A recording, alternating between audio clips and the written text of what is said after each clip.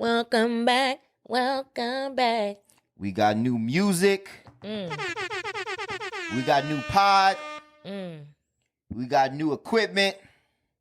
We got a new vibe. Period. And then there was two. Hey, that should be the name of the episode. And then there were two. So we got a lot of updates y'all on. We apologize for the silence. Sometimes you got to take a bit of a break. For those that are creators, you guys understand what that is. We had some things that happened in between episodes. We had COVID. We had a breakup. What you mean we had COVID? I had COVID. I was the one suffering. When I say we, I'm talking about as a group, family. But yes, you had COVID.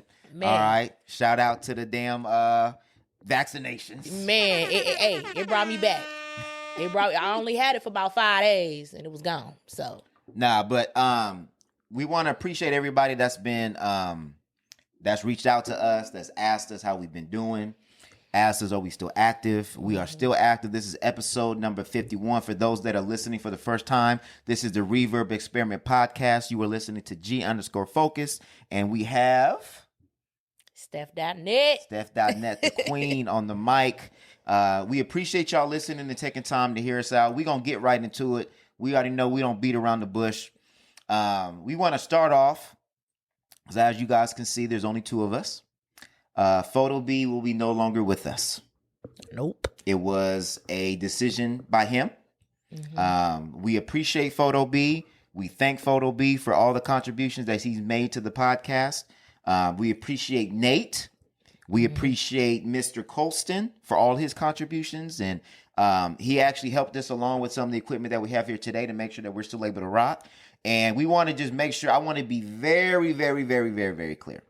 There is no beef, no issues, no nothing with Photo B. We love Photo B. Photo B is still family. Photo B will probably still be on the pod every now and again. We want him to come back. Photo, if you watch it, man, you are always welcome, dog. You know what I'm saying? You help build it. So I just want to make that clear before we get into this conversation. But people got to do what they got to do for themselves. You know what I mean? If you know, another lane is where he, you know, going, that's cool. You know, but I do appreciate the communication. For sure. That's all I'm saying. For sure. So, yeah, it wasn't anything, no issues. Photo B came to us like a man, and he said that he wanted to explore other avenues, and he wanted to perfect what he was doing at the moment, which is his photography, videography, and things of that nature. And I totally understand, especially with the climate of this economy, you got to get that money. Period. So I ain't mad at him. At all. But we going to keep it real today. And we going to keep it rocking, okay? We going to keep it real today. So let me just tell y'all where we at with it right now. And let me tell you where my mind frame is at before we get into the pod. Sometimes, as a creator, things don't go your way. Amen. And sometimes it works for the betterment of you because it makes you a better creator.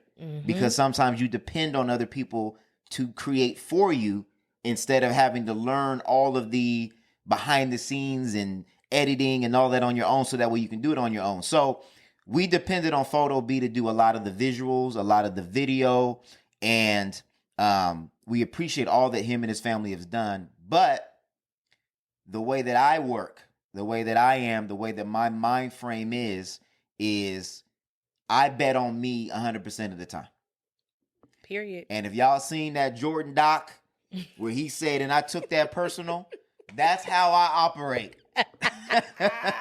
Even if it's my mama, I take it personal. No. So the way I rock is, and not trying to be funny, the way I rock is I bet on myself so much that when the odds are stacked against me, I feel like I do better. Absolutely. So everybody feels like that. when we lost Raj, that lit a fire, right? And we're going to keep it real. Photo B told us he was leaving like a man. Raj didn't say nothing. So when y'all ask me, where's Raj? And I say, and I try to keep it cute and respectful, I'm doing it because outside of the business, I respect him as a man, but I did not respect how he left the podcast. I didn't respect the way he was moving. Let's just keep it real. I didn't respect the way he was moving. Is this keeping it real or is it we keeping it real? Because the people that listen to the pod need to know why we are where we're at, and I feel like this is a turning point for us. No, I feel it. So I agree. I think they need to know. Now, we don't need to go into the details, but I will say that I did not respect how it happened. And the way he did it, it left us scrambling, trying to figure out what we were going to do. Right. In this instance, I feel like, we had time. I mean, we were already technically like low key on a break because I was sick, and then, we had other commitments, and we already, record every other week. So, I mean, it was time to be like, okay, well, this is what we're going to do moving forward. Let's re-up. Mm-hmm. You know what I mean? In that situation, it was kind of like nobody knew what was going on. It was like, so what we finna do this week? Exactly. That week. Like, you know what I mean? So I feel you on that. The way that I am is I always keep it pushing. That's just me. You know what I mean? Like, I feel you, a lot of fire. And for me, like, I have my YouTube channel and stuff like that. So I'm like, I already been doing something by myself. Facts. You feel me? So it really don't faze me to do something by myself or have to, figure it out on my own. Like, that's what I do. Mm-hmm. Yeah. So I just think it just I'm appreciative of it because you can always be upset about it or be angry, and I think I just turn that into let's get it. It's let's get it mode, you know what I mean? And it's better to be able to know all the facets of your creativity or of your content or of your business than rather than depending on somebody else to do it. Now, you may have to outsource it to somebody at some shape, form, or fashion. Oh, yeah. But know your strengths. But you need to know what you're doing and have a hand. I think having a hand on all the processes is necessary. So that way, if you do outsource it later, you know what it should look like. Yeah. And you know what you're looking for. Because I think that's the part where people ask, like, where to start is because if you don't, like, know each step or all of the processes, you don't even know who to ask for help. Exactly. Or who to go to. Exactly. Or where to look. Exactly. So we say that to say this. Moving forward is me and Steph. We rocking. Just the two of us. Just the two of us. So the way, what did Angela Yee say? The Breakfast Club, that as you've known it, is over. The Reverb Experiment Podcast, as you guys have known it and loved it, is dead. The new Reverb Experiment Podcast is here. And we are here to stay. Period. I was about to say that. I'm like, and we here to stay. And we're here to stay. So keep rocking. Keep pushing. No matter what, keep pushing. Yeah. And to me, it really says how invested you truly are. Because when these type of things come up, either you gonna fold or you gonna keep it pushing. Yeah. And as a creator, it really tells you what you made of. Because we could have easily folded and said, look, this shit's a wrap. Yeah. But nah, we were like, nope, we're going to keep it going because we love y'all. We love the fans. We love the conversation we have on here. And I just think that our space, black media, is needed, and we're not going to fold. We're not going to fold. So, all right, we're going to get into it. We had to just give y'all a little update. Again, we appreciate y'all listening. Today, we are going to talk about new music that has dropped. The DJ Khaled God Did album. R&Bmoney by Tank, his last album, supposedly.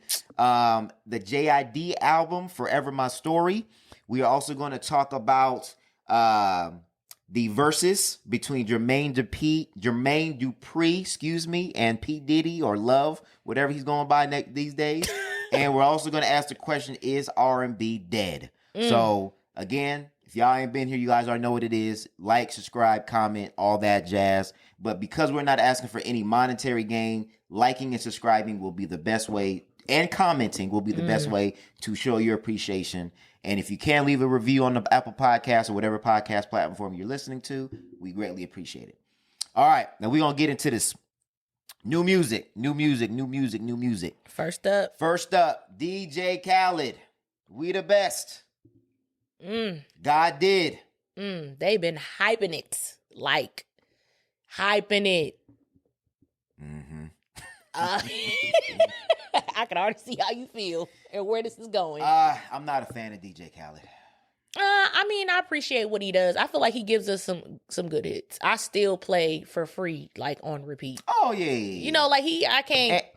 Yeah. I can't discount what he's giving us. Well, and I think typical summer album, right? Typical DJ Khaled album that you have the usual suspects as far as the track listing. You have Drake, of course. Obviously, you have 21 Savage.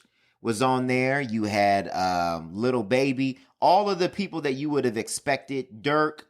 All of the people that you would have expected to have. But that's on the thing there. about DJ Khaled, though. Like, to be like, I don't like DJ Khaled. It's not really, I mean, him.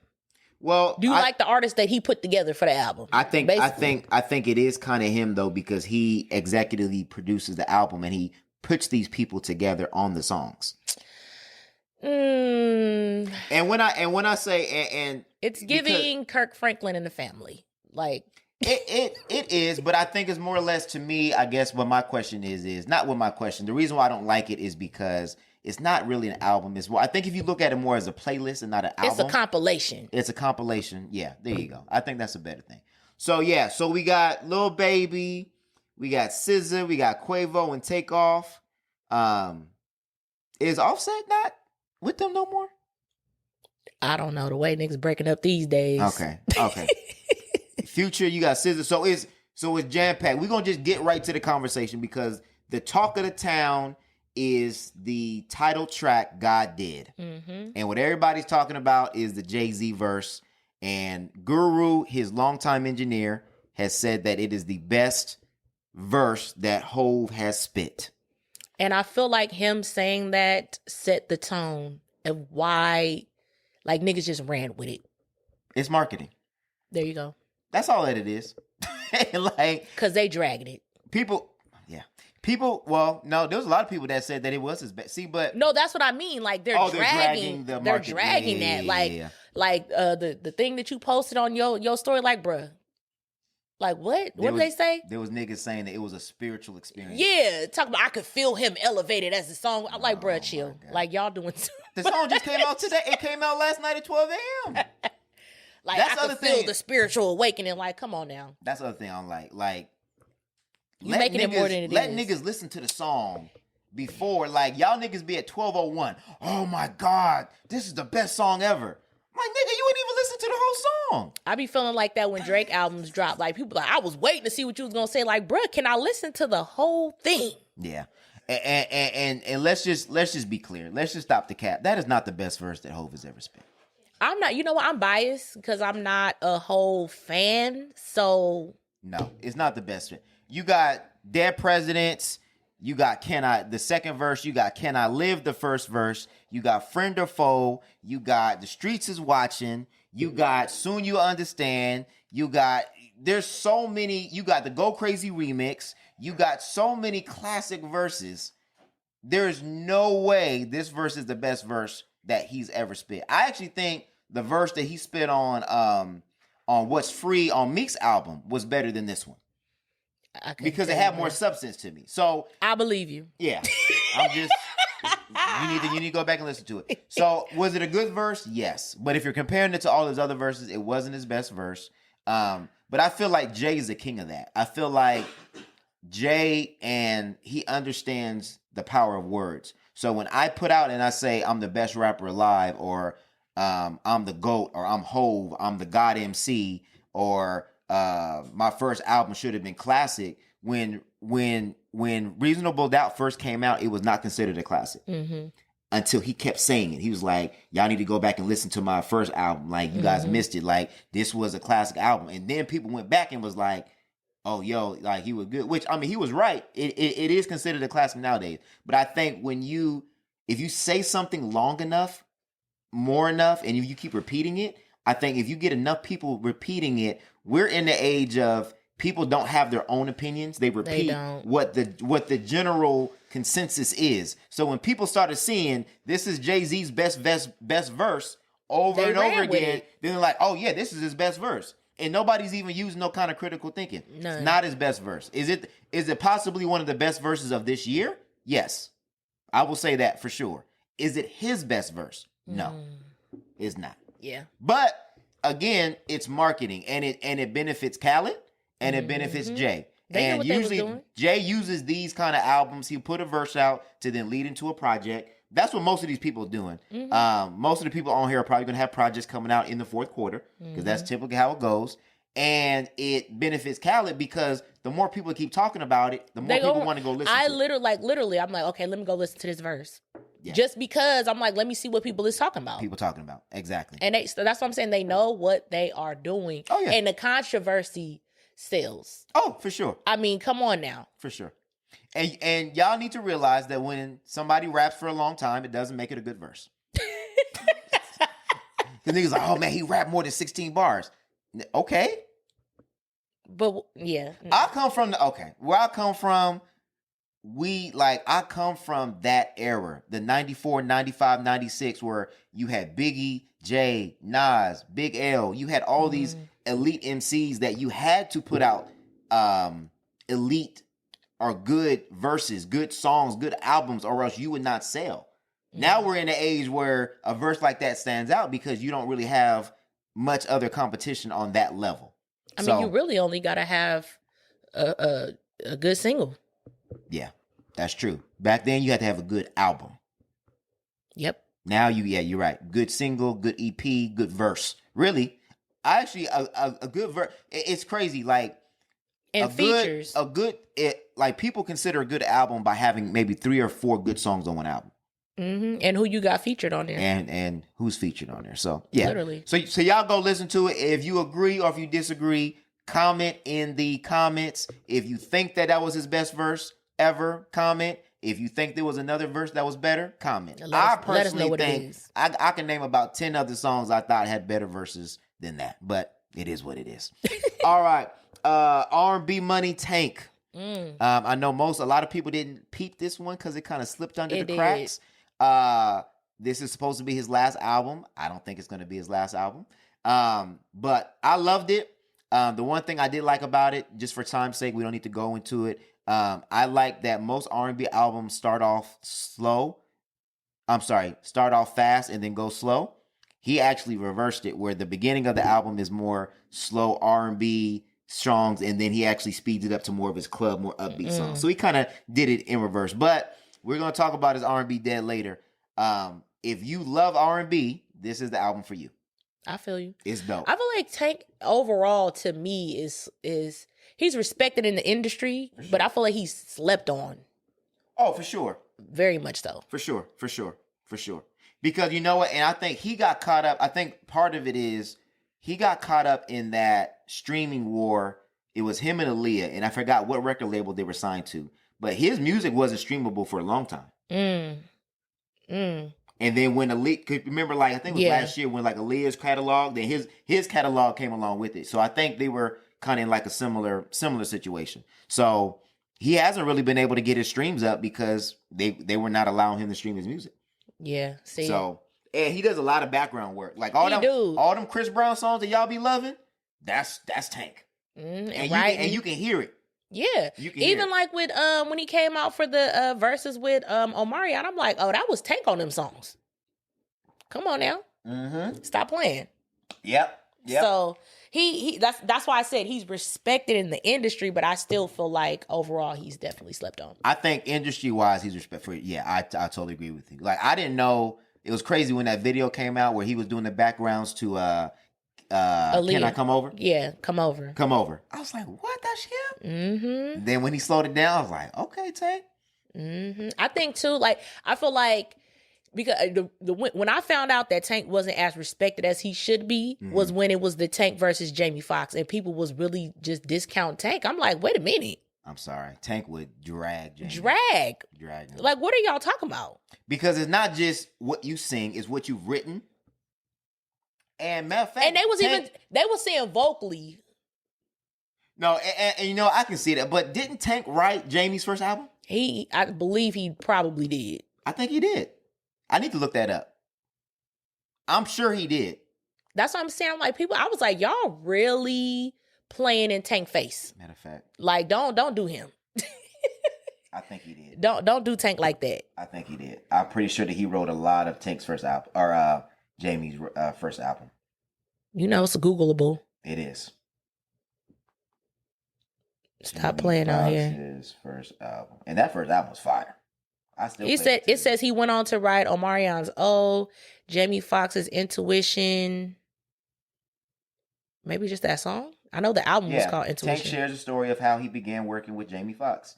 Jamie Foxx once took Tank in when he was on the brink of homelessness. So, I mean, I don't think it has nothing to do with it, but I think it just shows how close they are. I think, Tank, Wish You Were Here. Tank on how Jamie Foxx helped save his singing career. Yeah.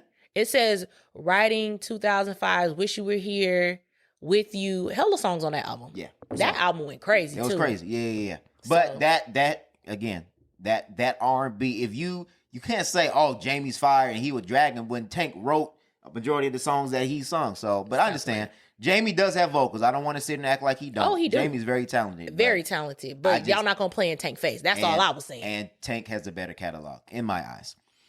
For the hip-hop heads, JID's new album, Forever Story, The Forever Story. You need to check it out. We're not going to go into depth in it.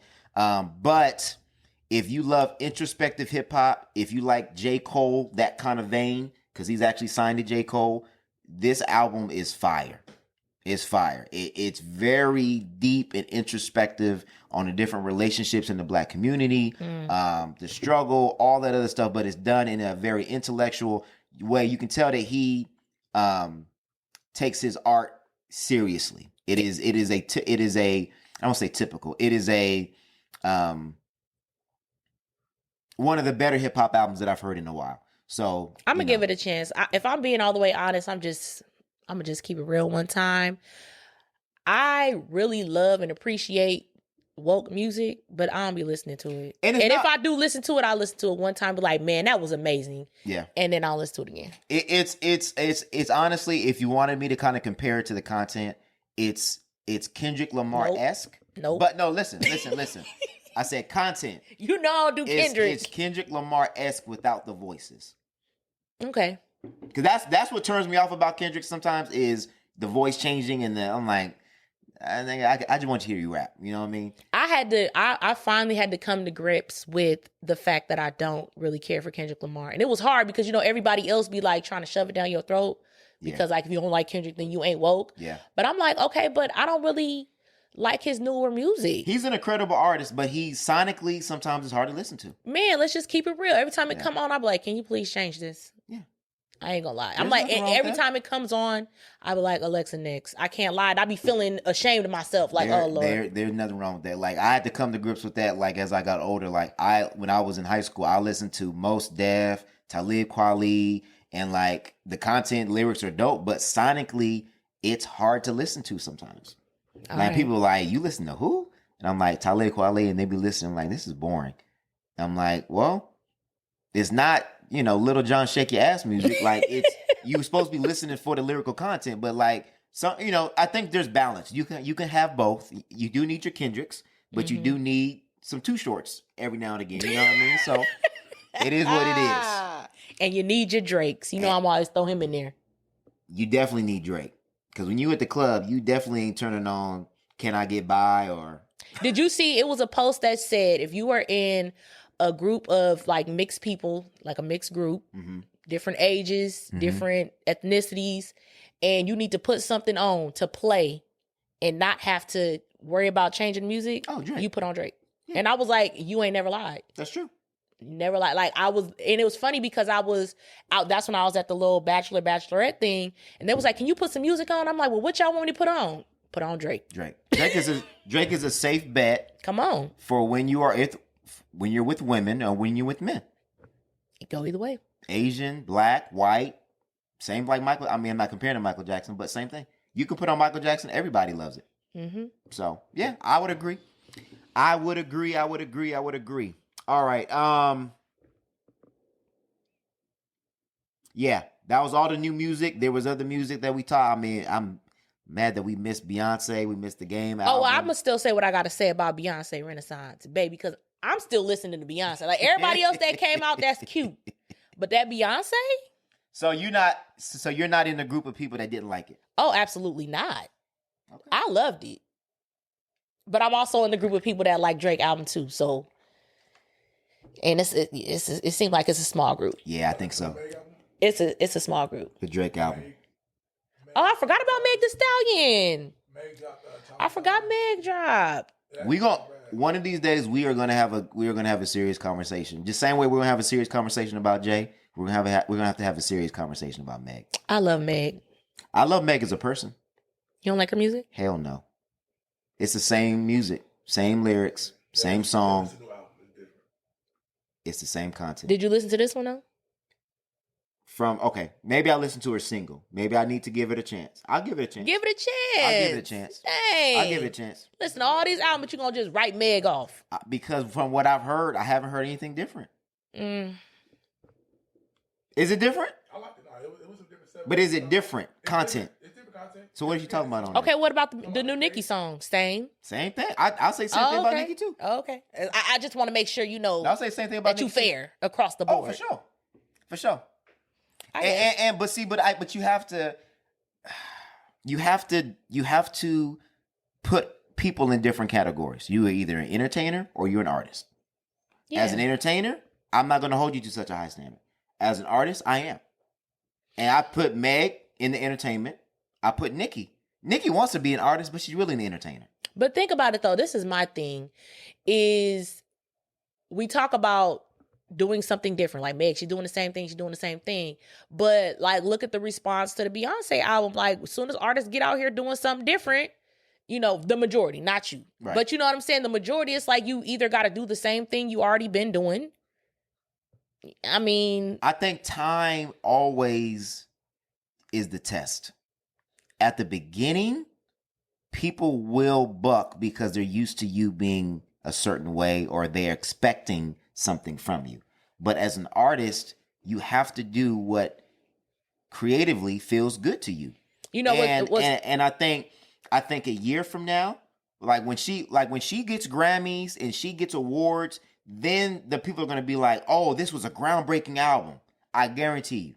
I feel like as media wise, it's already being seen that way. I'm talking about from our community, community and a fan perspective. And it's funny because when that Summer Walker album came out, people was saying they was tired of the sad girl music, and this the same thing of her being heartbroken and all of this and all of that. And then you get a Beyonce album, empowering, dance, we about to be outside, and all of a sudden it's like, I'm trying to get lemonade, I'm trying to cry in my car. I'm like, what? Because people love toxicity. Like, make it make sense. Either you tired of the toxic R&B or you like, come on. People want what they are in or what they're doing because people can relate to the music that best fits their situation. Yeah. And people are not in a happy, I want to be outside situation. People are in fucked up relationships, situationships. Niggas ain't shit. All this. They want to hear that. Yeah. Because that fits the situation better. Yep. So, I mean, we gonna talk about why R&B is dead. We gonna get into it. That's I feel part like of it. if y'all ain't got Alien Superstar on repeat, something wrong with you. I just feel like music kind of should shift your mood. When I'm feeling down sometimes, I put music on that's a little bit more upbeat, more uplifting. Or when I go to the gym, I put on something that's gonna get me in the mood of going. So it's like, why? I don't know. I don't even want to go down that line. I don't even want to go down that because this is gonna open up a whole nother conversation. You already know. But I think same thing with our. Okay, let me relate it to this podcast wise. I'm not gonna let somebody else dictate what we're gonna do. No. Because then because the minute I do that, I'm chasing what they're telling me to do all the time. And you're never going to satisfy everybody else. I think you have to stay true to yourself. And I think that's the difference between an entertainer and an artist. As an artist, you are always going to do what is true to you. So Beyonce is always going to do what is true to her. Like at the beginning, a lot of people didn't like the Black is King idea. Oh, why is she doing all this Afrocentric stuff? I'm like, but she's kind of been on that hype. You can see that she was leading up to that. It was kind of like honestly, you're giving Beyonce a little bit too much credit for me. Like, I love the album and I like what she put out, but at the end of the day, I feel like Beyonce does go with the trends, but she tries to stay like one step ahead. Like, she sees where things is going and then she jumps in that lane. Like, let's just be 100. Like, all of, you know what I'm saying? Like, Black empowerment, everything that was going, she knew that was the lane to go in. Like, I don't feel like she's staying true to her. Like, I don't believe all that. Well, I don't think Beyonce doesn't do anything that she doesn't want to do. I definitely believe that, but I feel like she definitely tries to stay on trend. And because I'm like, girl, what? Maybe. I mean, and it could be a little bit of both. Yeah. I mean, but I think that's what you're supposed to do, though. You know what I mean? But I feel like you're supposed to do it while still doing what you want to do and finding your lane Right, in that area. in that area. Don't just jump in it and, okay, well, what should I sound like? Like, you know what I mean? Right. She still navigates her own lane, but she definitely tries to steer with the trends. And that's how she stays relevant. Yeah. Absolutely. I guess the question would be, as an artist of her stature, does she have to do that? Or should she be the one that's setting the trends? 'Cause I think that's the argument that a lot of people have with Drake is same thing. He finds something that's popping and then he kind of brings light to it. And it does help out that movement because it brings more attention to it, but it helps him out too because it looks like that he's along in the trend. And it's like when you are at the forefront of being a creator, do you have to do that? Should you be the one that is creating, looking for new sounds? Like, you have the freedom to experiment. I think when I feel like ain't nothing new at this point. Ain't really much new. Well, you could be, yeah, that's true. There's nothing new under the sun, but you don't have to chase a trend. I think you can be more creative. I feel like when you are in that position, you have the freedom to be as creative as you want to be. When you are first coming in as an artist, you don't really have creative because you have no credibility. If you go to your A&R or if you go into your executives and say, I want to try this. No, this is the formula. You're going to stick to this because this is what makes you money. I mean, but putting out a dance album, I feel like that is different. To be honest, that's more so still in Drake lane. Like, Drake been putting out kind of that. Yeah, he's always had at least one dance track on all his albums. So that's why I was like, I didn't know why people were so shocked. But for Beyonce, which was funny because I kept saying, like you said, Beyonce finna put out a dance album too. But everybody was, Yeah, I don't understand why people didn't think that was gonna happen. And there was rumblings and rumors that Drake and Beyonce were trying to one up each other to figure out who's gonna drop the album first. To try to say that they, claimed it. But okay. It is what it is. We outside, it's summertime. We needed the albums and we needed the music. Yep. And y'all needed streams and y'all needed captions and all that stuff to do it too. So I am surprised though. I thought Beyonce's and Drake's were going to be more TikTok worthy. You know what I'm saying? Like when we reviewed Drake's album, that was the one thing we said. We said this is a TikTok album. And it really hasn't really been. No. Has it? Not that I've I seen. haven't seen the chance to. I mean, of course, the Breaking the Soul was viral for Beyonce. But that was Beyonce, That yeah. was the only one that was viral. I don't remember any. Oh no, they did have Massive. Massive was the beat that had a lot of TikToks too. Oh, okay. And Sticky. Oh yeah. Sticky did at the beginning, but then it's kind of died down a little bit. I don't know. Those are the only two I remember. I haven't seen anybody do it like having sounds and anything else. But those two, Those two, yeah. Okay. Yeah, interesting. Okay. Well, speaking of music. Yeah, so let me let y'all know. Actually, we ain't gonna let you know. We gonna let it be a surprise. Okay. I know we gonna let you know. So Keeping It Real is no longer part of the podcast. Y'all gonna have to look. That's gonna be in a separate video. And y'all gonna have to stay tuned for that. But we gonna keep it live with the Keeping It Real. Keeping It Real is not going away. So we're gonna go get into the internet. Oh, let me get my horns ready. Hold on. Oh my Internet Wins Again, where we talk about the hottest internet topics.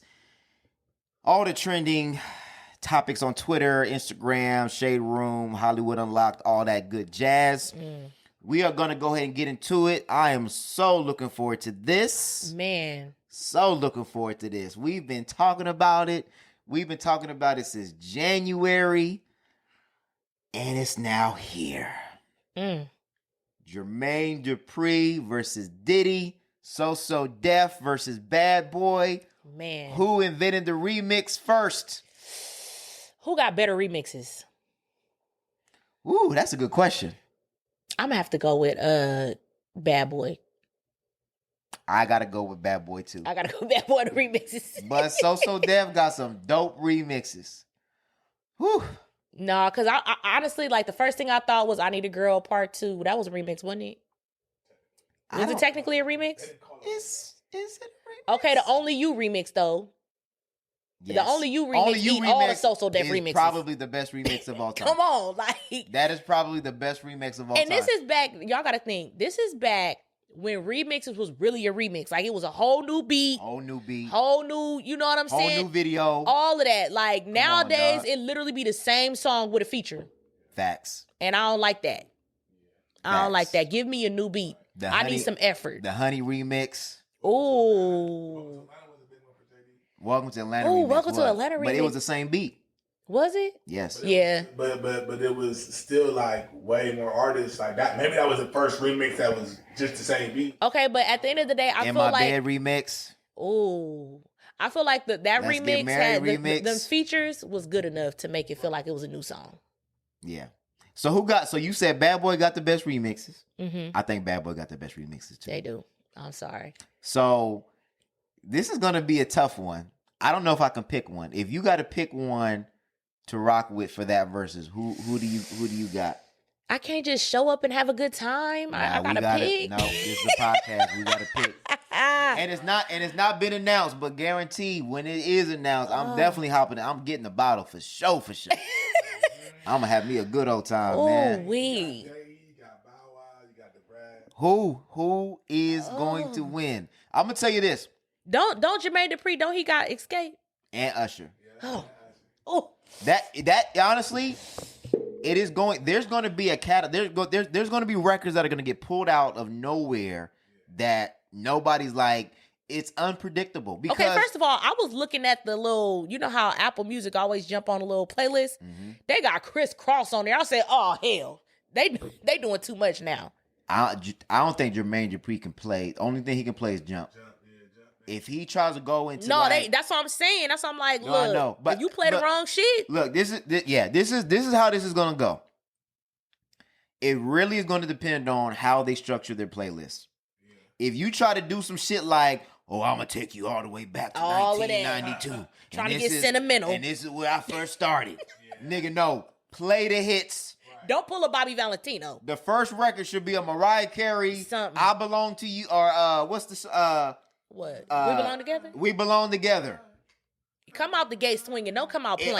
Or Shake It Off. It got to be something. Escape, Usher. It got to be something. They need to do a 112 and J.E. got to go battle as far as whatever. They did already. They did. No, I'm talking about when they. Oh yeah. No, we're gonna talk about that. Yeah. That's what I want to see. I want to see the sportsmanship. I want to see when one person plays one record, what are you gonna match it with? Because you're gonna try to do the 112s with the jagged edges. But as much as I love Jermaine Dupri, there's records that just he cannot match. You cannot match Juicy from Biggie. I was just about to say, I just remember he got Biggie too. I was saying Biggie is in there, Chico. You can't match that. Biggie count. Biggie the beginning. You can't match. Biggie started Bad Boy. When Diddy played Special Delivery, what you gonna play for Special Delivery? What you gonna play with Black Rob Like Whoa? There's just records that I just in my mind, I'm trying to think, what would you play? 112. Cupid. Ooh. I mean, we already did Jagged Edge. I know that, but like, I mean, he got Bow, but Bow got. But he can't. I'm telling you, on this versus, he can't play no Bow Wow records. None. No Bow Wow record? Yeah. No. Because Bow Wow gonna get ate up by anything that Diddy play. Because you got to think, what does Diddy have in the bag? In the bag. And he got Mary. He has Mary. And that's what people didn't. They were like, oh, he didn't produce those records. He's listed as an executive producer for a majority of all Mary J. Blige's albums. He can play them. And let's not even get into, like, we're talking about the older 90s stuff. Let's not get into the 2000s. Yeah. Because that's where Diddy really edges him to me. Yeah. Because you got the Keisha Cole Last Night.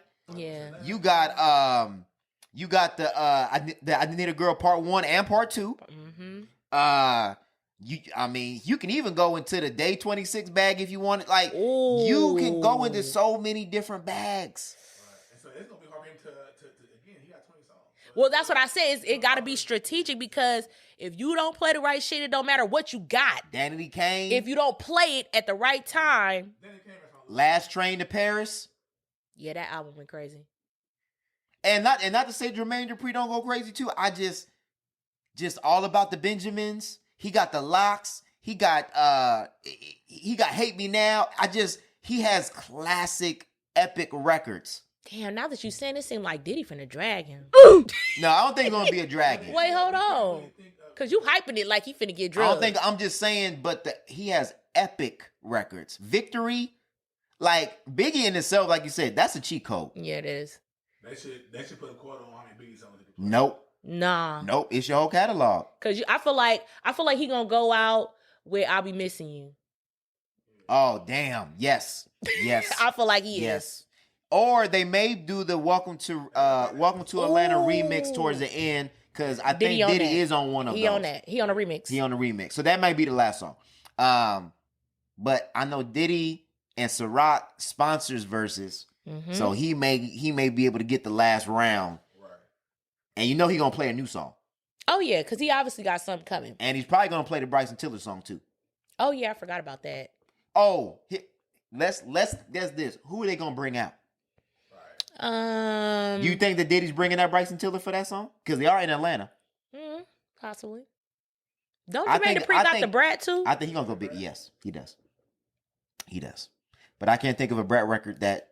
The one with Tyrese? Yeah, I was about to say that's my song. That's about it. Yeah. How many? No, that ain't how many. That's trying to be a certain Mariah song if he do it right. Yeah, Mariah. No, he can definitely play Mariah for sure, because those were hits. I'm talking about who he gonna bring out though. Oh, bring out. He ain't bringing out Mariah. He'll bring out the Brad though for sure. She probably still live out there. The one thing, looks okay. This is the scenario I can see him losing. Who? Diddy. Okay. And we're gonna talk about this after this about R&B being dead. If he's going to try to make it a point to only be in his R&B bag. Like, if he's going to, because I think Jermaine Dupri has no choice but to be in his R&B bag. He doesn't, his rap, okay, if we're trying to compare catalogs, Diddy's hip hop bag is better than Jermaine Dupri's R&B bag. Okay. In my estimation. Okay, but I feel like even if Diddy go in the R&B bag, I think Jermaine may edge him out a little bit. It depends on who Diddy plays. Are you playing Faith Evans? Oh, damn. Come on. Damn. Faith, 112, Mary. If you go into the Carl Thomas bag? That's what I'm saying. All of those, Faith, 112, Mary, like, and then what's Jermaine's? He got Escape. Oh, he do got Usher though. He got Usher. That's what I'm trying to say. Yeah. Because is Confessions under Jermaine Dupri? Is that in his bag? I don't know. It's Confessions in his bag. Because his Confessions is in his bag. That's the cheat code. But he got the You Remind Me is 8701 under Jermaine Dupri. 8701, I probably definitely the My Way album.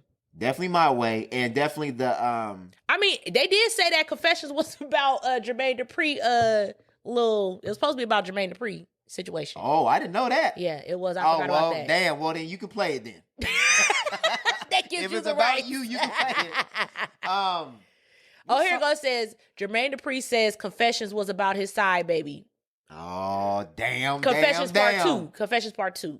Okay. Well, did he produce it? That's what I'm trying to say. So it was inspired by real life events. So I feel like that gives him. I think he can I should be able to talk about it. You telling my business? Mm-hmm. I feel like really you gotta really because I know I can't think out the top. It does show that he's a producer on Confessions Part 2. So I mean, you got a bad Confessions Part 2. Yeah.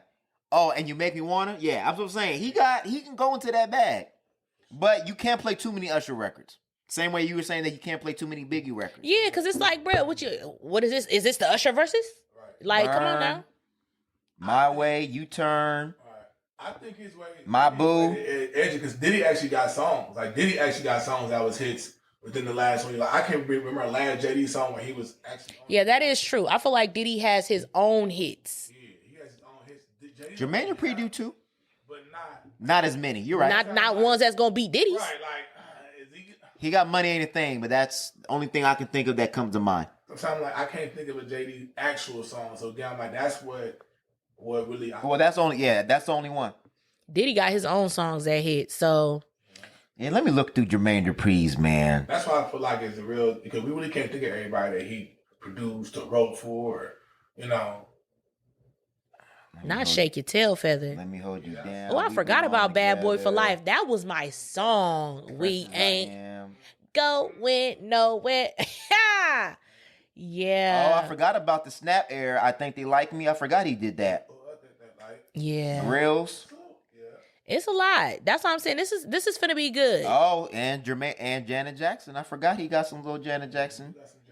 I think All For You. Get Throwed. I forgot he did that too. Out of my the only Badwell record he can play is Out of My System. It's still gonna lose, but I think I might have to go with. Honestly, I was gonna go with Diddy either way, just because that Bad Boy era. That was my era. That was my era. I rocked with that Diddy Bad Boy era very heavily. I gotta go with Diddy. Yeah. I gotta go with Diddy. I'm sorry. I can't be no fool. Please don't do us the way Omarion did us. Please don't be Diddy. Don't be drinking the Ciroc that night, dog. Please. Do not be drinking the Ciroc that night, man. We do not need another what was that one? It was lit. It was Bobby Brown and oh yeah, Ray J and all them. No, it was Bobby Brown. Oh, Bobby Brown. And Keith Sweat. Keith Sweat was drunk. He was definitely drunk. Please don't pull one of them.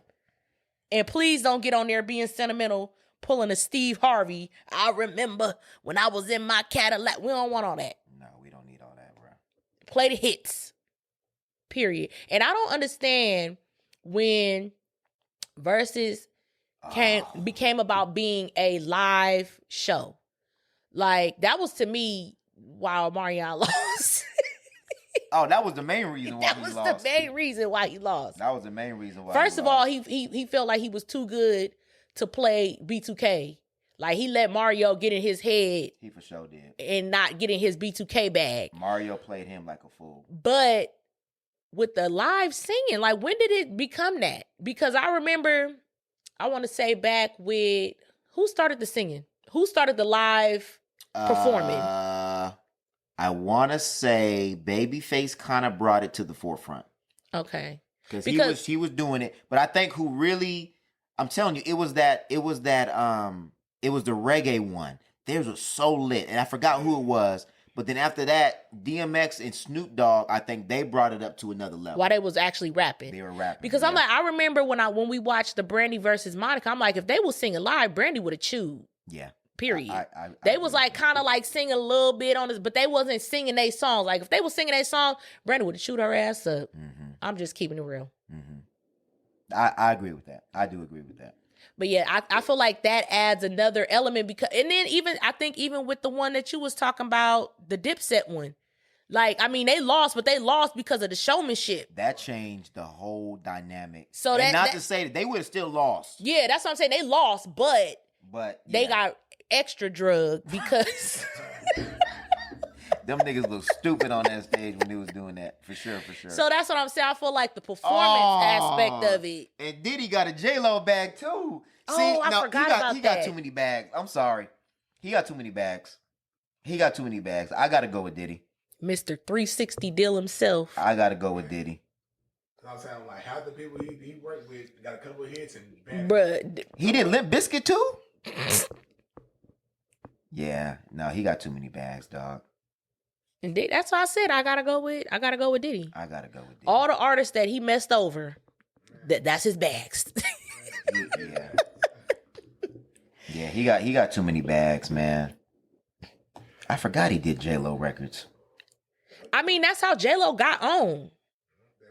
Like, let's just keep it 100. Like, yeah, I really want to see who they gonna bring out because this is gonna be. Does he bring Mace out? I don't think. Oh, he got a Mace bag. Oh, come on. You didn't hear me singing "Welcome Back"? Well, yeah, that's not the first record I think when I think about Mace. Oh, okay, but it's still Mace. Why you over there looking at me? That's my song. Damn, he got Total too. Oh man. Oh, I forgot about Total. Disrespectful. Come on, dog. Come on, Steph. Like I said, the R&B bag for me definitely goes. Hold on, he did Brian McKnight Anytime? No, he didn't. Did Brian McKnight do a versus yet? No, he need to be one. Oh, who can Brian McKnight go against? You know who I really want? Well, they just don't have a catalog. Yeah, Brian McKnight for sure. But who else? Brian against who? Y'all comment and let us know who you feel like Brian McKnight should go up against on Verzuz. I still think Joe and Case would be a perfect battle. But do they got enough songs? Well, the other people just did 10. Yeah, I think too. I think they need to, like you said, broaden it to where it's less songs so more people could go. Mm-hmm.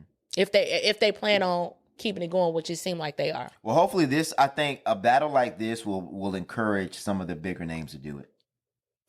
Yeah, because I mean, we should get like a Mary J. Blige against Mariah Carey or something. I don't know. Mariah, I don't think she would ever do it, but that would be a good battle though. Yeah. I'm gonna go with Diddy. I mean, final answer. It's pretty clear if he come out here and do what he's supposed to do. But I will say, I think I'm going to be surprised at what Jermaine Dupri brings, because the underdog takes a little bit more time to prepare. And I think he has something to prove, but I just think Diddy is too competitive. He's not going to lose. He's not. And he for sure bringing people out. And you got to think about the showmanship too. Diddy is a showman for sure. All in the videos. Yeah, he going to be dancing. He going to be talking smack. He going to be drinking some rock. Yeah. I'm weak. I don't see Diddy losing. Yeah. I don't think he'll allow himself to, not on your own platform you sponsoring. That you sponsor, yeah. Don't come out here and lose. No, he's not gonna lose. I just the only thing I'm worried about is him getting a little too turned. That's the only thing I'm worried about. It's gonna be funny. Every single one of them is funny. What I want is only hits. Do not try to go into some, oh, this is the record that broke me, and no. Just play the hits. The ones that we like. The ones that charted on the Billboard. Do not play any more. I don't want to hear no B-sides. Just play the records. Play the hits. And y'all both got enough to do that. Exactly. There should be no, like, for the other people, I give them a pass because everybody ain't, like with Mario, you going to have to play some other stuff. Because you ain't got enough. See, but what I like, Mario made it up with showmanship. Exactly. But I'm saying, like, I give them a pass for playing songs. Like, it's going to be songs that people don't know unless they listen to your music. Exactly. Because you're going to have to, you ain't got, your catalog ain't long enough. Exactly. But with these two, ain't no excuse. There's no excuse. No excuse. Okay, so speaking of music and R&B and all that other stuff, where we at right here? Oh, is R&B dead? So, speaking according of to P. Diddy, P. Diddy said he's dead. Let me actually get the exact comment that he said. I think he tweeted something by just asking who killed R&B. Yeah, okay. Yeah, so August 17th, Sean Combs, a.k.a. Diddy, a.k.a. Love, tweeted, who killed R&B? And many responded to him. You had Chris Brown that responded, and when he told him to shut up. Chris Brown was, you know what? Chris Brown, I feel his pain because this nigga been putting out 50 song albums. He like, nigga, don't try to say this shit dead. I'm over here fighting for my life. I beg your pardon. I beg your pardon. He was the first nigga to chime in. Like, you didn't listen. I just put out a 25 track album. Yeah. Like, that man, I feel bad. Well, I don't feel bad for him because what happened to him, like, everything happened for a reason. What he did is what he did. And the consequences, you never know. Sometimes it be long. Do you consider Chris Brown R&B? Or do you consider him pop? I consider him R&B. Okay. I definitely consider him R&B. I feel like he no longer gets the recognition because of the situation. He's just going to be one of those artists that, like, he still got his fan base. But, like, he ain't finna be on no award shows. He ain't finna be on, I don't see them bringing him on Verzuz. Like, he's pretty much blackballed. So so during the debate, Diddy doubled down after saying that. He said, the R&B I made my babies to, ? R&B got to be judged to a certain thing. It's the feeling though, doggy. No. It's a feeling. You got to be able to sing for R&B, and then you got to be able to tell the truth. R&B is not a hustle. This shit is about your feelings, about feeling your vulnerability, which I agree with that.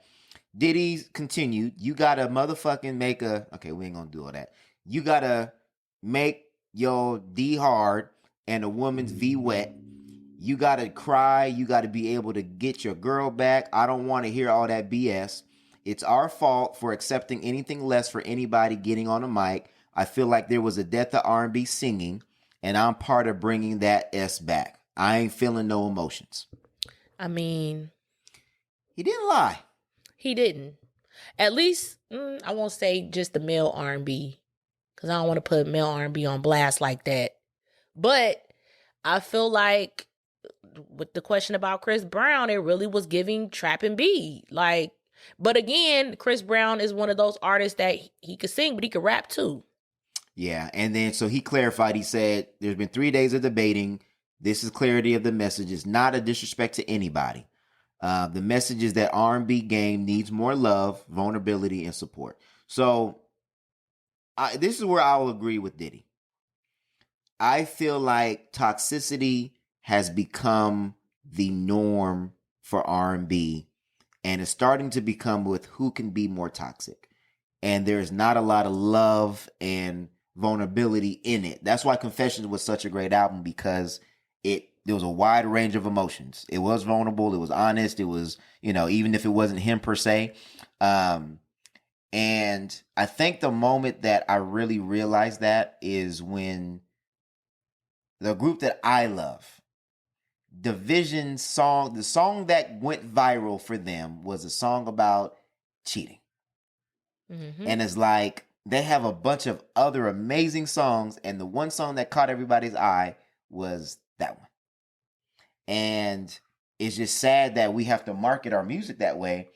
And like, when you look at other artists or just other genres, other races, like, does Sam Smith have to, like, these other artists can sing about love? Yes? Taylor Swift stays singing about all her drama and all of that. I mean, that was a complaint about her music. I just feel like when it comes to black music and black media, I feel like trauma is marketed. Overly marketed. When was the last song? I mean, we talked about it, not maybe last episode, but the episode before, with that song of Hours. Mm-hmm. That you were like, oh, I finally have a song that I can listen to, Love on My Husband. Well, again, like I said, I feel like that's why everybody loved it. And it took off the way it did. Because it was a love song. Well, because there's no balance. That's what I'm saying. All the other songs that we hear that are R&B-ish, like, we grew up, and I think that's maybe where our generation feels some kind of way, because we grew up on Cupid, I Gotta Be. Yeah, we did.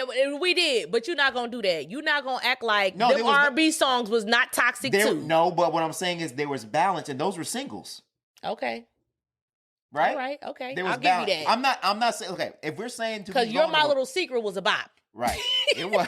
There was some other ones too. All I'm saying is He's Mine, Your Man Had Him Once, but come on. That was toxic. But what I'm saying is that in the vulnerability of human emotion, there has to be balance. Yeah. Yeah, I'm okay with the toxicity.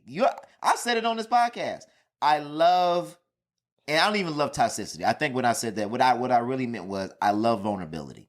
I love introspecting this. I love hearing both sides of a story. Like that Life Jennings album. It was a range of his story from him in prison all the way through. It was the baby mama drama, but it was also loving on a woman. It was also getting kicked out of the crib. Like there was multiple ups and downs. Like the Jay Holiday, his first album, ups and downs. It was a range of songs, and I think most artists do that. I just think what gets marketed though the most for us seems to be trauma, whether it be on the rap side or whether it be on the R&B side. And that was getting so mixed. Like you said earlier, the R&B rappers is really R&B rappers.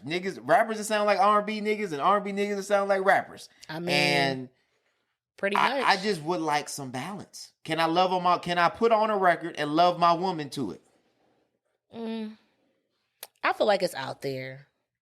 But is it marketed? But my thing is this, like with the artists, like they are putting out, like if you want vulnerable music or music that's the truth, if that's their story, right? That's you know what I'm saying? That's their story. But why are the records that always get marketed the ones that are the most traumatic, painful, toxic? Why? One of my favorite songs is Confessions, and that was But that wasn't the only song that was a single. Because Superstar blew up. That was like one of the big, and that was about, you know. Loving. and we grew up on on like the music soul child. Like there was more balance. Like even now, like you might get a tripping, or you might get a one of those records, summer record, like a love record. But then for the most part, all the other records surrounding it are, again, I agree with Diddy, and I agree that there needs to be more balance. I think that's my point, and I'm gonna stop there. I guess I could agree. I'm all good with all. I'm cool with it. Like, but that, to me, that does not equate to R&B being dead. correct. Like you said, R&B just isn't what you want it to be, and it's not what you want to hear. Like I said, I prefer 90s R&B. Like that's the sound that I prefer. That's the content that I prefer. That doesn't mean this new R&B is not good. It's not dead. It's just not necessarily my forte. Yes. But there is still good R&B within it. Like, you know what I mean? There's so many different artists that I found that I'm like, oh, I like them. Yes. But it's not dead. No. It's just not what you want it to be. Lucky Day is more so in that old school. I feel like the R&B artists that are doing the old school stuff, they're not getting the... Well, I just think you have to find them. Exactly. I think nowadays, because of the internet, I think because of streaming, I think because of independent labels and people being able to do it more on their own, you have to do a little bit more legwork. Like, I love Lucky Day. I love Zay France, stay putting out good albums. That's what I'm saying. Like, it's out there. You just gotta find it. Eric Bellinger. There are multiple artists that you can find that are in that bag or in something similar to that bag if you are looking. But you're not going to be able to turn on 106 in Park that's the thing. That's what was it Chris Brown that's what Usher said. It's not on the radio. No, it's not. Like, regardless, even the R&B songs that's on the charts, you don't really hear it on the radio. Well, and it's more or less, again, it's more of the rap singing.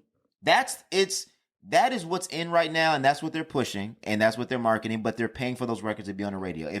So again, we're not in that era again where there is a dedicated program for that. We grew up with BET Midnight Love, and it was all slow jams. That's all that it was. Yeah. That's how I found my R&B, but now you got to go through your Apple Music, your YouTube Music, and you got to do some searching.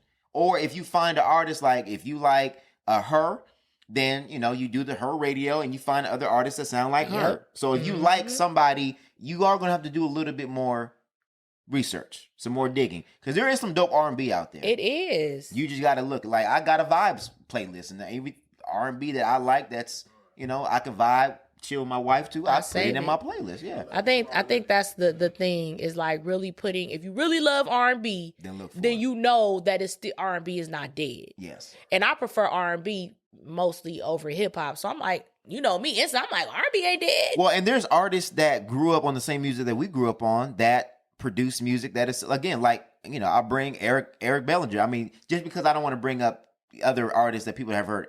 Most people have heard of Eric Bellinger or know who Eric Bellinger is. And if you didn't, you've heard a song that he's probably written or has produced. But a lot of his early records were sampling our 90s R&B records, where it was kind of like remaking it. So again, there's artists that are out there that are doing the work. You got to just find it. Yep. And there's a lane for everybody. And I just think the game, it's more saturated now, so it's harder to find what you like. All I know is Ari Lennox finna eat everybody up when her album drop. Ari's dope. I don't understand why people don't gas her. I don't know. I feel like they do, but it's like a select group. But I'm like, bruh, Shea Butter Baby from the beginning to the end, no skips. Like, that album go crazy. So I'm like, she finna eat them up. And Rini, y'all ain't heard Rini? Rini is dope. There's always a new art, and even like, there's just dope artists, man. How about this? Y'all comment y'all favorite R&B artists right now. We trying to find some new R&B that we like. This is why Let's get a thread. Yes. This is why I really wish that we could do play sleepers or something like that. But there's so many copyright issues and things like that. Yes, if y'all got a dope R&B artist that don't nobody know about, because really, honestly, or that you just feel like ain't getting the hype that they should, shout them out. Put them in the comments. I'm gonna tell you, that was when I was dating. That was my game.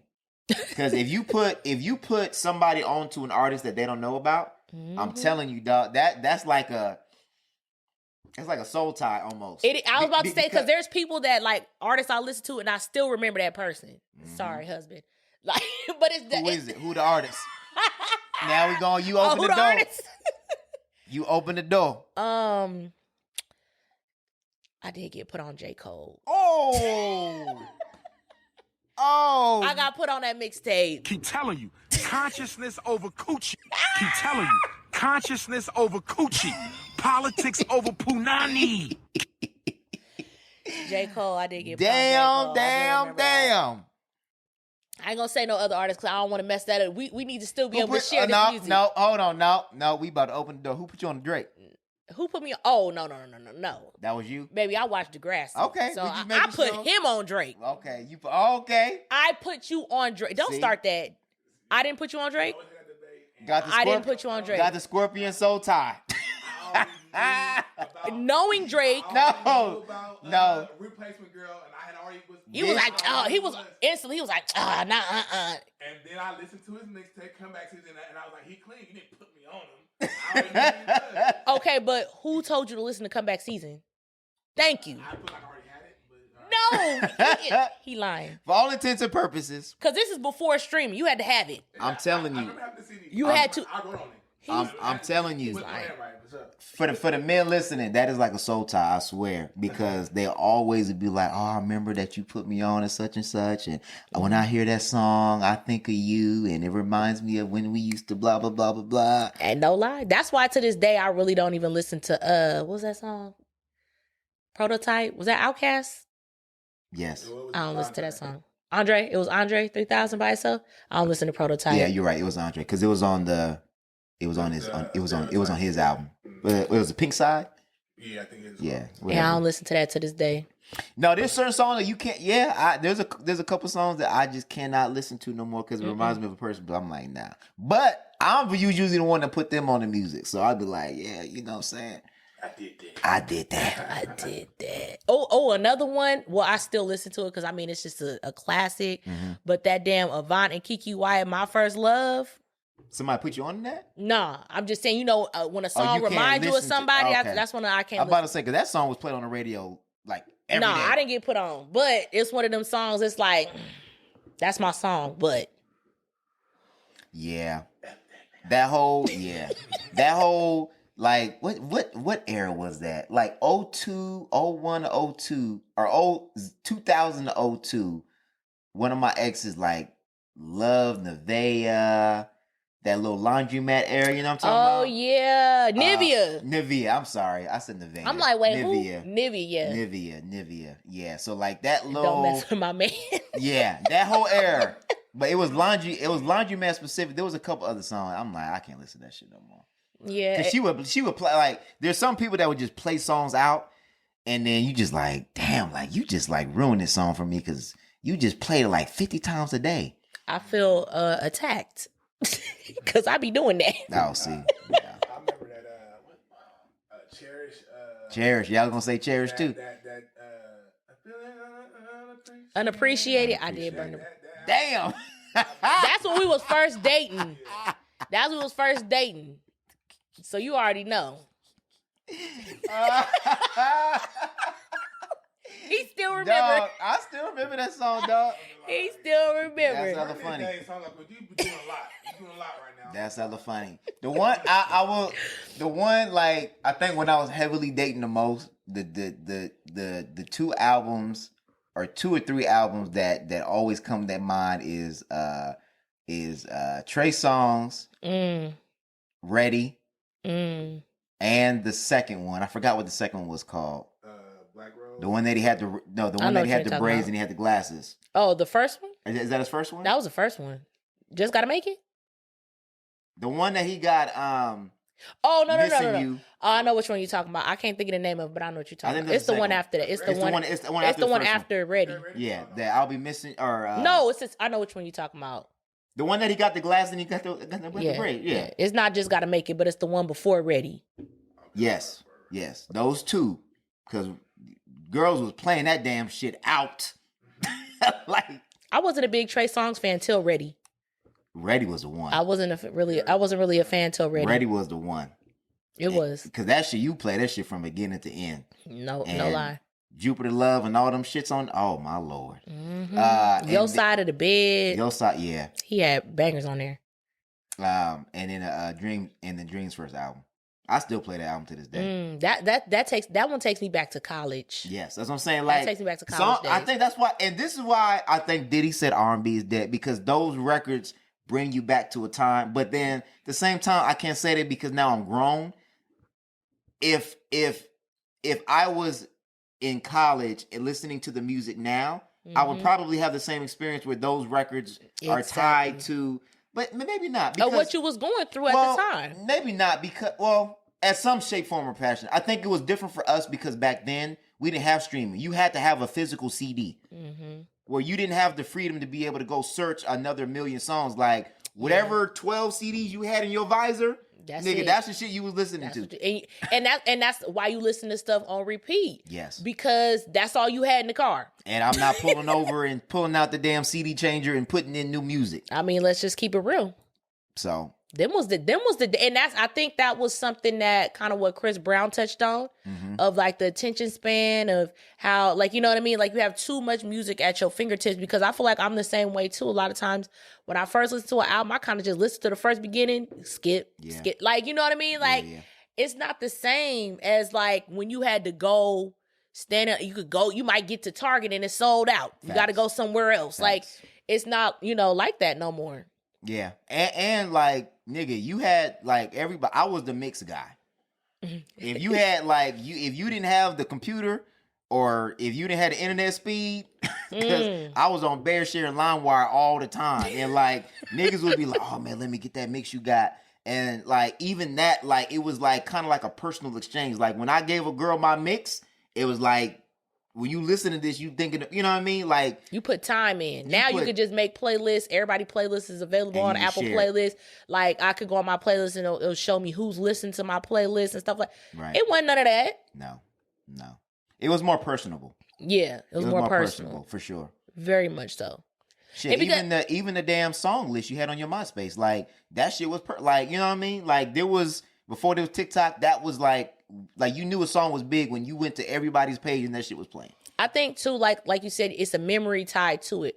Like, for me, when an album drop, it's just you download it to your phone, you get to it. When you get to it, like, for me, I have memories, like you said, of going to get, like, I remember my dad pulling up in front of Sam Goody so I could run in and get that new Usher. Yes. Or, you know what I'm saying? Like, getting out of school and running to go get that new B2K. Like, there's memories tied to it. Or like pulling out the insert, reading the album art, or not reading. Is there thank yous anymore? What happened to the thank yous? Yeah.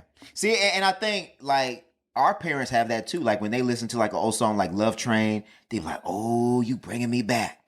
It's like the same thing. So I'm wondering if the generation before or after us will have that with their music. They will. Because I think, like, I didn't really I kind of understood it, but like, I think that's how, like, some of the people that are younger than us think about Wayne. Like, a lot of their memories are tied to Lil Wayne because they grew up with Lil Wayne, as far as the going all the way from Dedication 1, 2, and 3 to How to Love to Lollipop to, like, Wayne been rocking for a cool minute.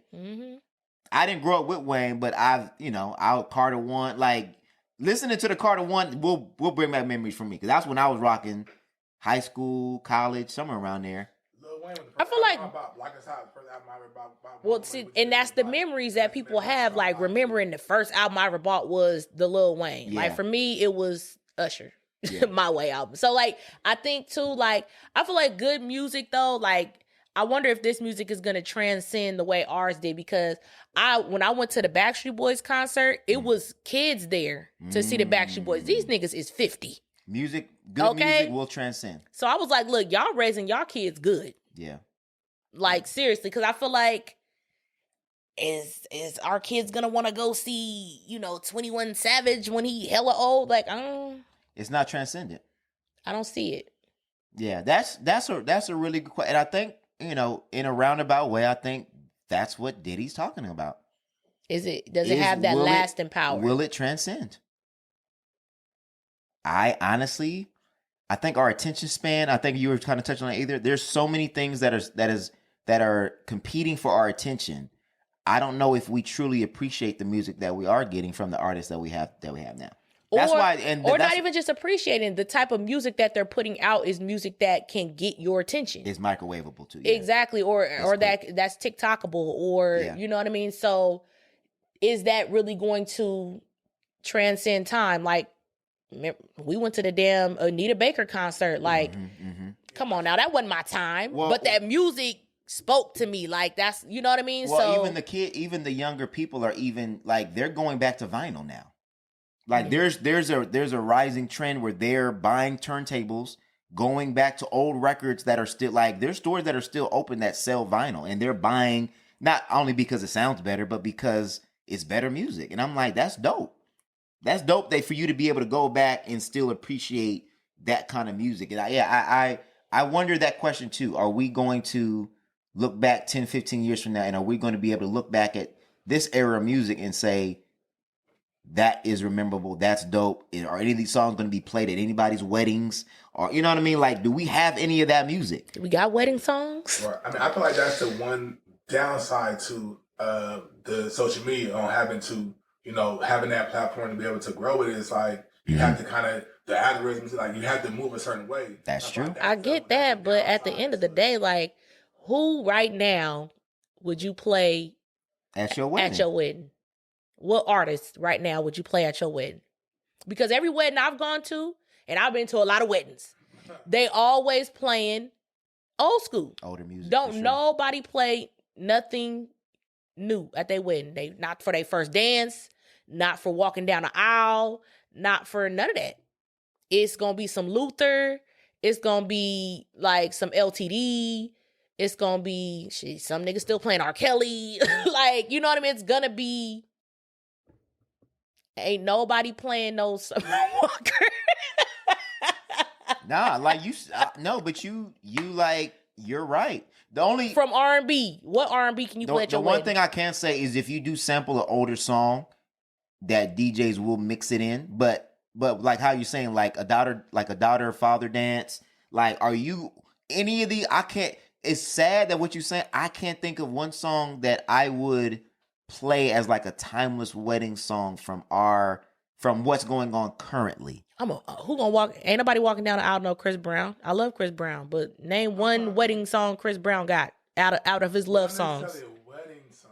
Thank you. Like, yes, maybe Warm Embrace could be a song. Hell, he said Warm Embrace. I don't know. I'ma wrap you in. The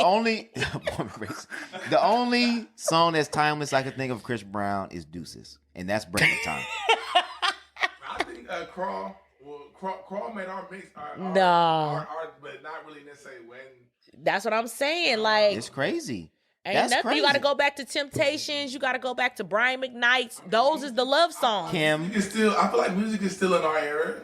Technically, Music Soul Child is still our era. No, we're talking about era. Currently. We're talking about currently. What are R&B artists can you see their music being played at somebody's wedding, as far as walking down the aisle, first dance, father-daughter dance? It is a lot of sad music. Again, like, I feel like this generation is more in tune with their feelings, so it is a lot of sad music. Like, even a lot of Giveon stuff is breakup stuff, and like it's maybe Giveon. No.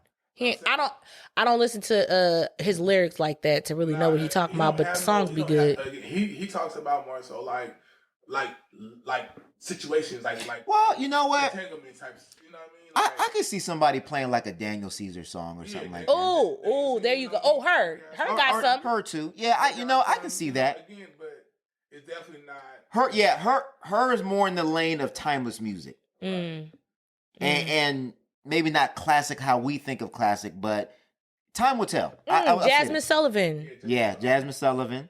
Yeah. But I think, trying to think, again, songs they have right now that we could play. See, I can't think of a specific song. I mean, Jasmine started out with Bust Up Windows Out Your Car. Nah, but she had love songs on that album. Oh, okay. She did. Yeah, I would have to think about that. That's a really good question. Y'all comment, let us know. And I think there's some current artists. Yeah, I think there's a reason why the older songs keep getting played. Because it was about love, and it was again universal. Well, it was more artistry in it. You had people playing real instruments. You had people that took their craft more seriously, and it wasn't again it wasn't how it is now, where you're, like you said, you're making music to get attention and not making music to make music. Like but they were singing too, and I feel like the lyrics were more, I'm gonna say more deep, but I feel like soulful. Yeah, even no matter what they was talking about, like sometimes you listen to a song, go back and listen to a song, and it's like hella, so you be like, they was talking about cheating. Bruno Mars, and what's that group that he sung with? Sonic. Yeah, Silk Sonic. Yeah. I can see that. Yeah, Bruno Mars got some. That is, yeah, he is definitely in the marriage, played on a wedding vein, kind of Michael Jackson-esque. Not certainly Michael Jackson, but you know what I mean. But his music, I can see that. Yeah, that would be played at like a party, wedding events. That's a part. The Of 24 But see, Magic. it's yeah, still, I always hear that. but it's still not to the degree like. No, it's not. When I think of old R&B, I could come up with a million songs that somebody could have their first dance to. Oh, for sure. You know what I'm saying? Like we literally scrambling, thinking hard. You know? Yeah. I mean, So that's crazy to me. 90s R&B was more so begging and all that stuff, but I feel like Even before that. But I'm just saying, like, that isn't really in no more. Like, people don't really want to hear that. As far as I feel like that went away, like that sounded like begging, all that stuff. Like the women don't want to hear it no more. I don't think so. Men stopped making music like that. I just think they just stopped making it. I don't think people stop listening to it. They just stopped making it. Yeah. 'Cause I think it's harder to make. You can't duplicate soul like that.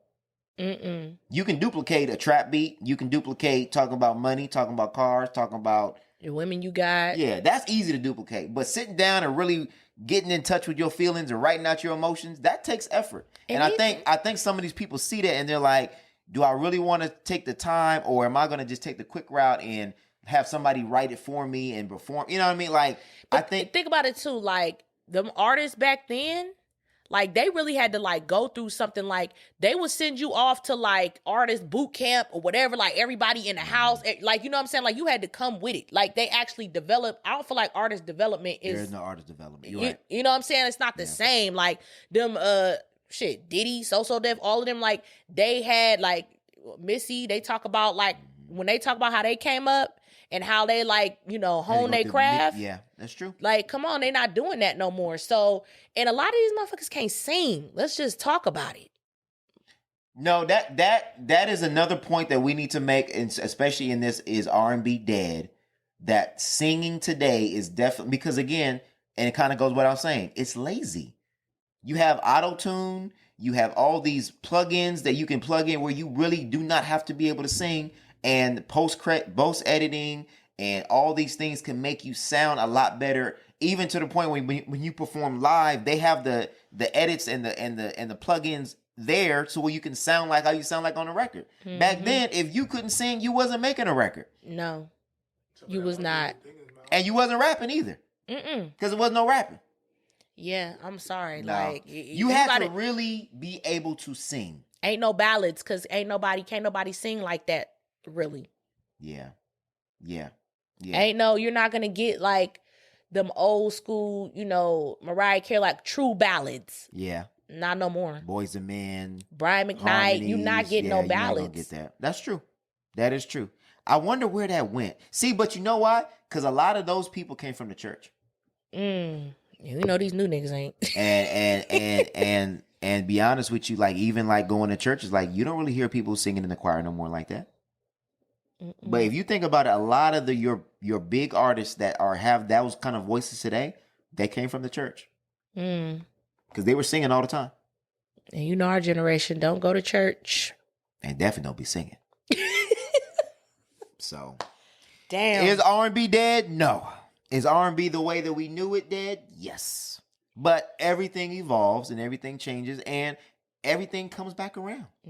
That's how I feel like it is. Like how these bell bottoms and stuff are coming back in style. Yeah, like when I saw all the kids going back to school, I'm like, it's giving Aaliyah, it's giving 90s. They all got on the baggy clothes with the crops, the crop tops and stuff. Yep. And it's crazy because I saw a lot of parents posting their kids and they like, oh, she got these baggy clothes on. I'm like, why are you acting so brand new? Like, this is just fashion coming back around. Like, And it's giving 90s. I have a 16-year-old, or about to be 16.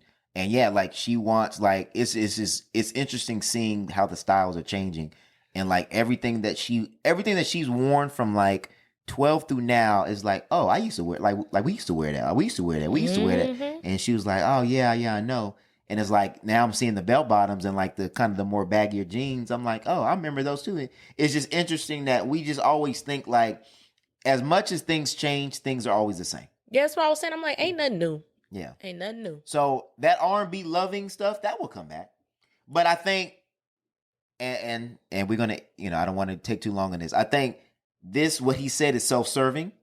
Mm-hmm. I think him saying that R&B is dead is because he got R&B in a tuck. And he about to present it on the So he's trying Verzuz. to say that this is a problem to start the conversation, which I think is good. Because I think the R&B is dead conversation really started with the Mario and Omarion verses. Because it showed the difference between somebody who can sing and somebody who can only think that they can sing and they can perform.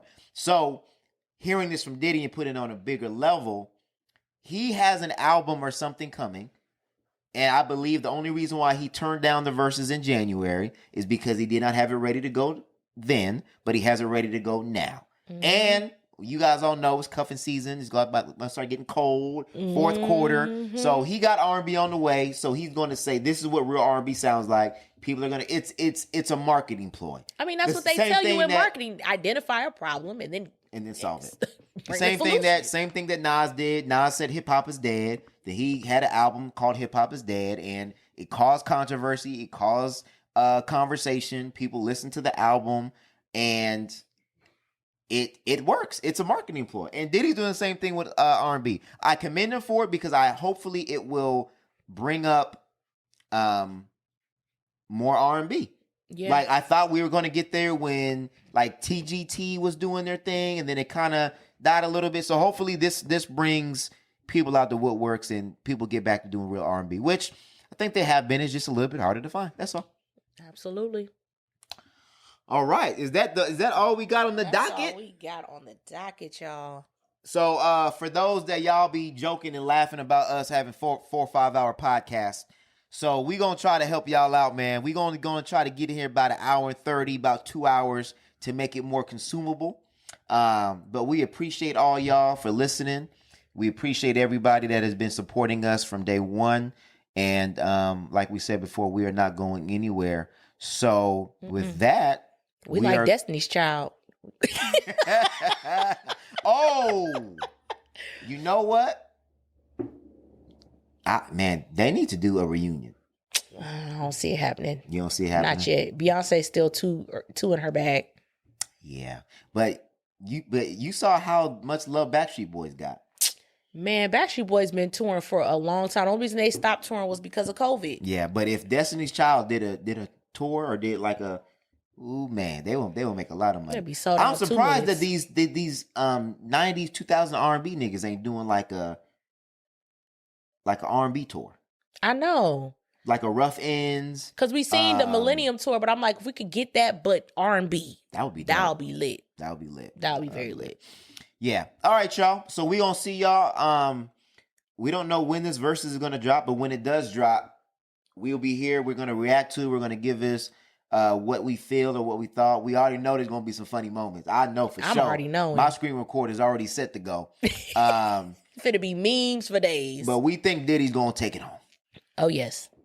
We think Diddy's gonna take it home. But I love it because I feel like R&B will be on the horizon after that.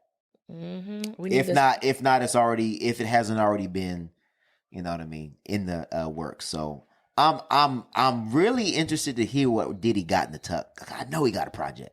Yeah, and we ain't heard from him in a while. And if it's anything like that Bryson Tiller song, I'm all for it. that shit go. That's my song. I'll be playing that. I play that maybe like at least 2 or 3 times a week. I wouldn't know because I'm still listening to Alien Superstar. Somebody please stop me. I beg you. Oh, man. All right, y'all. We out. We love y'all. We bid y'all do. Comment, subscribe, like. Oh, and do not forget, check out the Keeping It Real. You guys will be thoroughly entertained.